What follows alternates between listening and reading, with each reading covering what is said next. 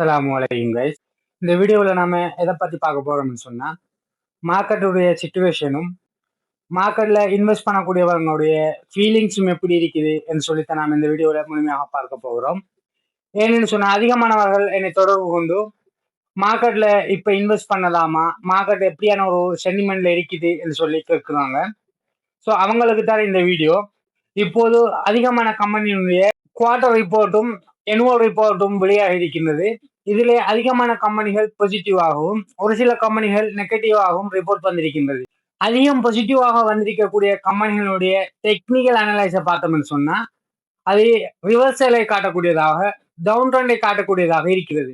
ஆகவேதான் fundamental analyse மாத்திரம் இல்லாமல் ரிப்போர்ட்டை மாத்திரம் நம்பி புதிதாக எம்பி எடுப்பதற்கு யோசிக்கக்கூடியவர்களாக இருந்தால் சற்று யோசித்து, மிடில் ஈஸ்ட் வார் காரணமாக மார்க்கெட் ஒரு ஸ்திரத்தன்மை இல்லாத ஒரு நிலைமையில இருந்து கொண்டிருக்கின்றது. அதனையும் கருத்தில் கொண்டு உங்களுடைய எம்பி எக்ஸிட்டை பிளான் பண்ணிக்கொள்ளுங்கள்.